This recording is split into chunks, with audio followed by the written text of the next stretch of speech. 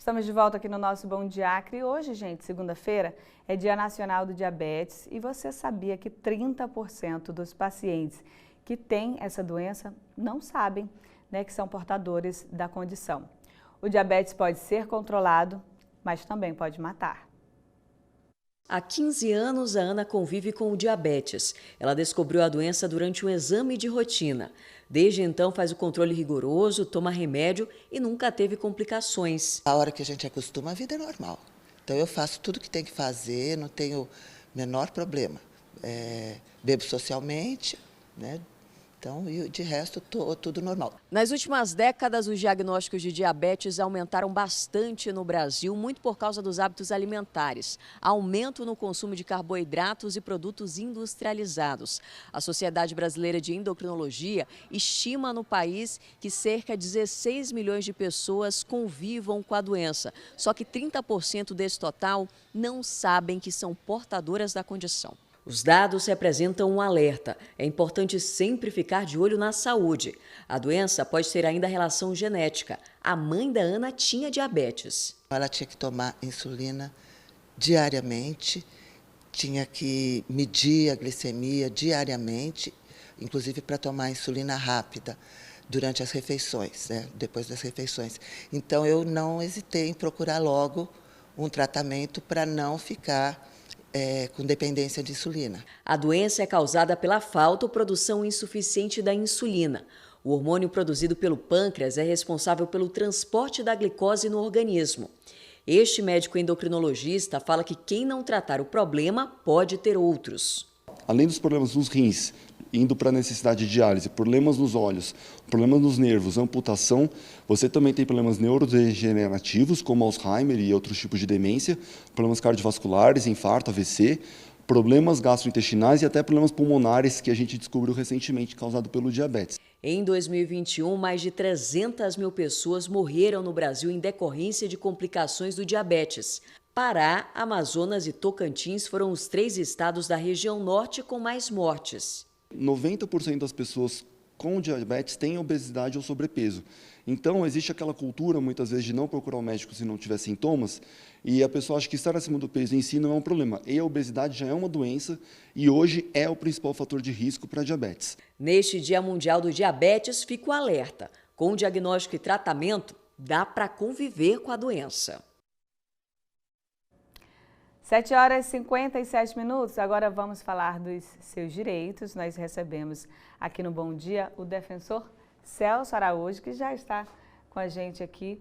E vamos falar hoje de audiência de custódia, né? Primeiro, muito obrigada pela sua presença, pela sua participação, os esclarecimentos. Muito bom dia. Bom dia Elisane, bom dia a todos os telespectadores. Bom, gente, olha, a gente vai falar um pouquinho, né, sobre o que é audiência de custódia. Como eu falei, né, no intervalo, a gente espera que ninguém nunca precise, mas ninguém sabe das situações, né? Mas antes disso, se você tem alguma dúvida, você pode mandar para a gente no nosso contato, que é o 99211-2930. Se você tem alguma dúvida relacionada à audiência de custódia, já manda para a gente, que a gente vai repassar aqui para o Dr. Celso Araújo, que é o defensor aqui da Defensoria do Estado do Acre. Bom dia mais uma vez. Então, a gente começa já esclarecendo, né, o que é audiência de custódia, para que serve, para quem está em casa saber se tem alguma dúvida ou não, doutor. Certo. Bom dia a todos, né? A audiência de custódia, de uma forma resumida, consiste na apresentação da pessoa que foi presa a um juiz. Mas também nessa audiência será ouvido o representante do Ministério Público, bem como a Defensoria Pública ou advogado particular. A audiência de custódia, também chamada de audiência de apresentação, ela tem previsão na lei, no artigo 310 do Código de Processo Penal, e ela diz o quê? Que no prazo de até 24 horas após a prisão, aquela pessoa que foi presa, que é o flagranteado ou custodiado, será apresentado presencialmente a um juiz, a um promotor e ao defensor público ou advogado particular. É importante ressaltar que qualquer pessoa pode ser presa, né? E a gente cita aqui casos mais simples, como embriaguez ao volante, os casos de furto, de roubo. Todas essas situações, sejam prisões em flagrante ou não, por exemplo, prisão preventiva, ela passa também por um juiz na audiência de custódia. E quais são as providências a serem adotadas nessa audiência? o juiz ele pode conceder a liberdade provisória dessa pessoa, que ela vai responder o processo em liberdade. O juiz pode relaxar essa prisão, se ele entender que essa prisão foi ilegal, bem como também pode converter essa prisão em preventiva. É importante ressaltar que a audiência de custódia, Elisânia, ela não analisa o crime, ela não analisa o fato. O que significa dizer? Que o juiz não vai se ater, não vai fazer nenhum pronunciamento com relação à prática do crime ou não. O juiz vai observar a regularidade do flagrante, ou seja, se a prisão foi legal ou não, se houve algum tipo de abuso, algum tipo de maus tratos praticado por agentes de polícia do Estado no momento da abordagem, bem como verificar a possibilidade do flagranteado responder em liberdade pela suposta prática do crime. Perfeito, então. Doutor, tem uma pergunta aqui que diz o que acontece numa audiência de custódia e o que o juiz pode ou não perguntar. Será que a pessoa não completou aqui, né? Mas que tipo de pergunta que pode ser feito? Será que ele entendeu que foi alguma pergunta indevida? Certo. Nesse caso, na audiência de custódia, o juiz começa a fazer perguntas sobre a vida do acusado.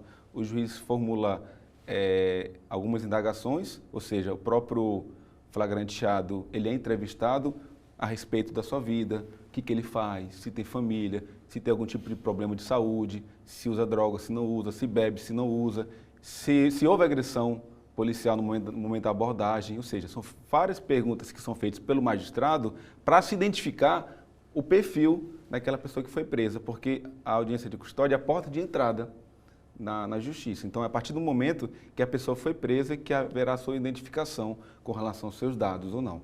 Já uma segunda etapa, que é com relação aos fatos, a gente não analisa o crime. Então, em seguida, já passa-se a manifestação da defesa, do Ministério Público primeiramente, em seguida da defesa. Na audiência de custódia não analisa crime, não analisa fato, o juiz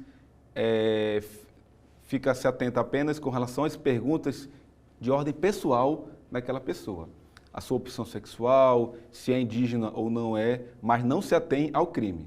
E ao final ele decide pela liberdade ou não daquela pessoa. Tá certo. E aí estão perguntando aqui também que tipo de crime que você pode ir para uma audiência de custódia. Qualquer crime, qualquer pessoa que falou, ela é presa, qualquer pessoa que ela é presa hoje, ela tem que passar necessariamente por essa audiência de custódia. E a audiência de custódia já está acontecendo presencialmente. O acusado já é levado presencialmente na presença de um juiz, na cidade da Justiça, onde acontecem essas audiências. Então, qualquer crime, qualquer infração penal que ela é praticada, e tem alguns crimes que são afiançáveis, e a pessoa consegue pagar fiança na própria delegacia e sair na própria delegacia sem precisar passar por audiência de custódia. Então, existem alguns crimes que são afiançáveis, aí a pessoa tem condição de pagar aquela fiança, por exemplo, um crime de embriaguez ao volante, ela consegue sair na própria delegacia. Agora, tem outras infrações penais, inclusive aquelas que são afiançáveis, mas a pessoa não tem condição de pagar a fiança, que o juiz pode conceder a liberdade provisória na audiência de custódia. É importante ressaltar também que a questão da pobreza não é situação que vai indicar que a pessoa vai ser presa, porque o juiz pode conceder a liberdade provisória sem a fiança. Existem sim pessoas que não têm condições de pagar a fiança e a grande maioria, na qual chega na audiência de custódia sem o pagamento do valor da fiança na delegacia. E o juiz ele pode sim conceder a liberdade provisória sem a necessidade do pagamento do valor da fiança. Inclusive tem uma pergunta aqui relacionada à fiança. Fiança. Qual que é o valor máximo e o que seria considerado exagerado para uma... Pois é, o próprio... Isso depende também, depende da né? prática da infração penal, depende do crime, porque a própria legislação ela estabelece um patamar dessa fiança, de um salário mínimo ou mais. Né? Nós temos aqui, em média, fixado o valor de R$2, R$3 mil no valor da fiança. Esse é o valor em média que eu acabo verificando as audiências de custódia, na qual, Elisânia, eu acabo realizando de segunda a sexta-feira. Então, de segunda a sexta-feira eu acabo participando dessas audiências de custódia. Então, essa é a média. Mas existem sim crimes que são afiançáveis e que a pessoa pode pagar por essa fiança e sair em liberdade. Quando a pessoa não tem condição financeira, o juiz concede a liberdade provisória sem a necessidade do pagamento do valor da fiança. E aqui a pessoa está questionando se você acha exagerado o valor, tem onde recorrer? Tem algum lugar para recorrer disso, doutor? O próprio juiz, ele pode verificar essa situação e ele pode reduzir, ele pode avaliar se a pessoa tem ou não condição de pagar por aquele valor, né? Então, digamos, foi arbitrado no valor de R$ 1.500 em sede policial. Aí a pessoa, em juízo, na audiência de custódia, fala, eu não tenho condição de pagar por esse valor. Aí o juiz mesmo assim concede liberdade provisória. Ah, eu não tenho condições de pagar, só tenho condições de pagar valor em parte. O juiz também entende que essa pessoa é hipossuficiente e acaba liberando. Porque a gente sabe, Elisane, que claro hoje... que a decisão vai ir de acordo com o Sim, que está sim. provado ali, né, A doutor? gente sabe que hoje as pessoas têm muita dificuldade em pagar alguma coisa. Principalmente no momento de crise, de pós-pandemia. Já é difícil hoje, né? As pessoas se manterem com o valor do salário que recebem. Imagina ainda ter que pagar por aquela fiança de R$ 2.000 para poder responder o processo de liberdade, né? Então, essa necessidade, o próprio Código de Processo Penal estabelece a possibilidade de você responder em liberdade quando você é hipossuficiente, quando você é pobre, sem pagar pelo valor da fiança. Inclusive, a pessoa que perguntou quais são os crimes, né, que vão para a audiência de custódia, quer saber se pensão também entra Também, qualquer nesse tipo crime, de né? prisão, inclusive as prisões preventivas, porque anteriormente, quando iniciou-se as audiências de custódia, apenas foi levado em consideração as prisões em flagrante. Mas prisões preventivas, qualquer tipo de prisão hoje, a pessoa é encaminhada para uma audiência de custódia. Seja prisão simples, aquelas prisões de embriaguez ao volante, aquelas de receptação, que a pessoa compra um produto oriundo compra um objeto, um celular oriundo da prática de um crime anterior, sem ter o devido conhecimento, ou não observou a desproporção do valor, acaba também sendo levado a uma audiência de custódia. Qualquer infração penal, seja prisão em flagrante ou não, a pessoa ela é ouvida numa audiência de custódia. Doutor, eu tenho uma pergunta aqui, mas eu acho que não cabe para a defensoria, mas o senhor deve saber, assim, qual que é o valor de uma audiência de custódia? Acredito que seja por causa do advogado. Do advogado né? particular. Aí tem que saber a tabela da OAB, né? É pela Defensoria Pública, lógico, não tem custos. A pessoa é importante até ressaltar isso, importante né? ressaltar, porque nós diariamente estamos nas audiências de custódia. A pessoa que não tem condições financeiras, ela não precisa se preocupar, porque desde o momento da entrada da pessoa na justiça, a pessoa é obrigatório ser acompanhado de um defensor público. Então, quem não tem condições financeiras, a maioria da população hoje, em torno de 90%, Elisânia, são acompanhados pela Defensoria Pública nas audiências de custódia, de 80% a 90%. Quem tem um pouquinho mais de condição financeira, acaba sim contratando advogado particular, mas a pessoa que é hipossuficiente, ela não precisa se preocupar com isso, porque os membros da Defensoria Pública são aprovados por concurso público, de difícil aprovação, então são colegas, são defensores altamente preparados. E aí cada um age na sua especialidade. Eu faço as audiências de custódia, tem colegas que só atuam na área do consumidor, tem colegas que só atuam na área da saúde. Isso permite que o defensor público se especialize naquela determinada matéria. E tenha mais conhecimento, mais experiência, consequentemente, a gente acaba aprofundando melhor sobre o tema. Perfeito. Já estou há um certo tempo nas audiências de custódia, então a gente acaba se aprofundando sobre aquela questão. Tá certo. Doutor, o senhor gostaria de deixar mais um recado para quem está em casa? Tem alguma dúvida, alguma informação que faltou ser dita aqui em relação à audiência de custódia? Quero agradecer a disponibilidade desse espaço e qualquer dúvida, Elisane, as pessoas podem procurar a Defensoria Pública. A Defensoria Pública está de portas abertas para estar atendendo a comunidade, as pessoas carentes do nosso estado. E qualquer dúvida, vocês podem procurar a Defensoria, que fica ali pertinho do Horto Florestal, na Avenida Antônio da Rocha Viana. Perfeito, então, doutor. Muito obrigada mais uma vez. Tá bom trabalho, excelente semana. Obrigado. Bom, gente, agora são 8h09. A gente vai falar de Cruzeiro do Sul, né? A Polícia Federal apreendeu cerca de 2 toneladas de madeira que estavam em um caminhão escondida entre galhos de árvores. De acordo com a Polícia Federal, os agentes estavam em diligências preventivas no município de Guajará, no Amazonas, quando se depararam com um veículo em um ramal com a madeira escondida parcialmente por galhos de árvores. Depois da abordagem, 4 suspeitos confessaram ser os transportadores da carga que não tinha autorização das autoridades competentes. Na ocasião, os homens foram presos em flagrante e conduzidos para a delegacia da Polícia Federal do município. 8h09. Depois do estudo que mostrou contaminação por mercúrio em pescados do Acre, a busca pelo peixe caiu e já preocupa piscicultores lá em Cruzeiro do Sul. Quem conta esses detalhes para a gente é a repórter Raíza Lima.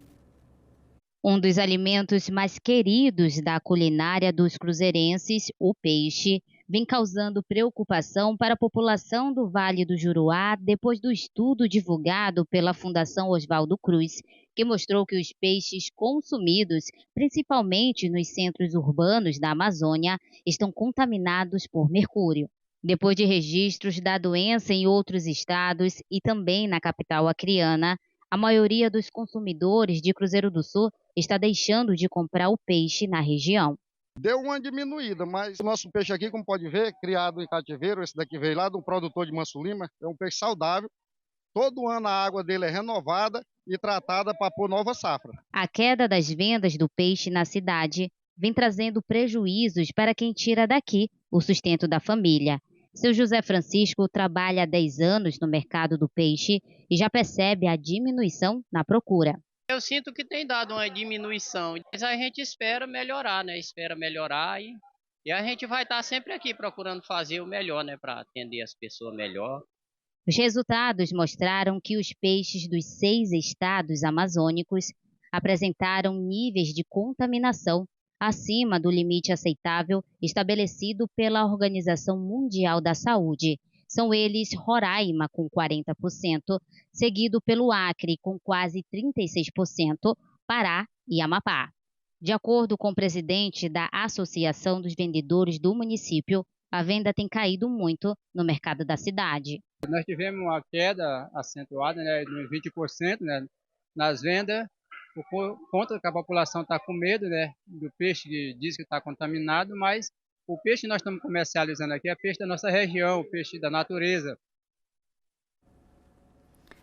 Bom, gente, estava inclusive checando aqui quais eram os destaques do G1, porque agora a gente vai conversar com a Tácita Muniz, ela que é editora do portal de notícias G1 Acre. Infelizmente, a gente já começa a semana, a gente até tentou prometer aqui na sexta-feira começar a semana com notícias boas, né, Tácita? Mas diante de um vídeo que circulou aí nas redes sociais, comoveu muita gente e, claro, vocês, né, foram atrás dessa história e conseguiram mais informações. O vídeo, inclusive, está no G1, né? Conta pra gente um pouquinho sobre essa história que está comovendo aí os acreanos, que envolve 2 crianças, né, Tácita? Muito bom dia. Exatamente. Bom dia, Lisânia. Bom dia para todo mundo que nos acompanha pelo Bom Dia Acre. Olha, um vídeo publicado pelo projeto social Conexão do Bem comoveu a web ao mostrar crianças buscando alimento em uma lixeira do bairro Laélia Alcântara, aqui em Rio Branco, viu? Na postagem, a coordenadora do projeto, que é a Michele Souza, relata ter ouvido de moradores da região que as crianças buscavam constantemente alimentos nas lixeiras.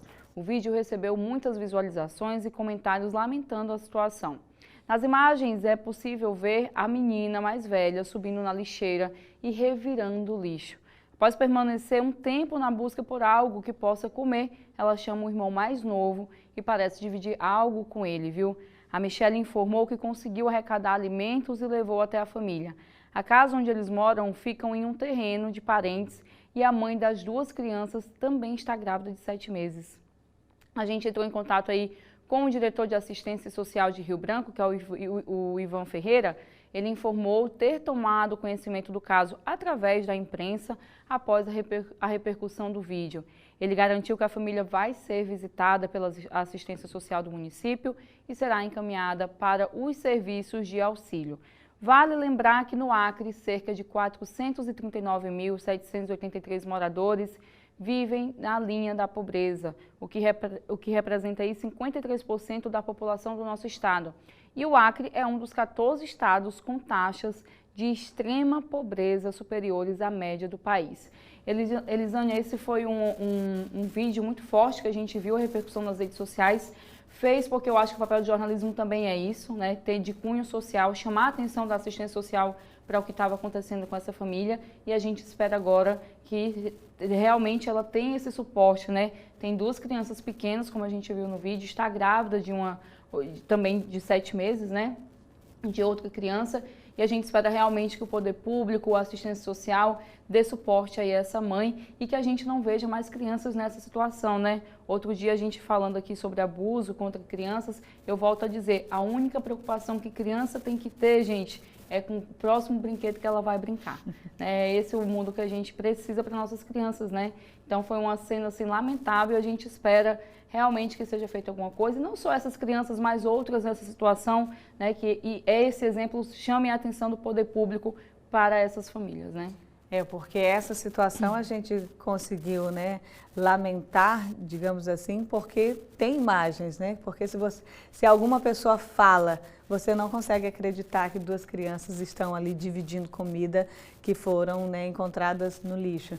E como você bem disse, Tácita, e não custa nada reforçar aqui, que essa situação não tenha sido resolvida temporariamente, porque as pessoas doaram aí alimentos, né, para essa família que precisa muito, mas também que mude aí a vida dessa família a longo prazo, né? Porque precisa de uma assistência, precisa de acompanhamento, é uma necessidade, e não só dessa família, a gente sabe que tem muitas famílias carentes, muitas crianças precisando aí desse auxílio, desse acompanhamento, dessa mão, né? Que a gente pode dizer dessa forma. Suporte, né? Sim, desse suporte.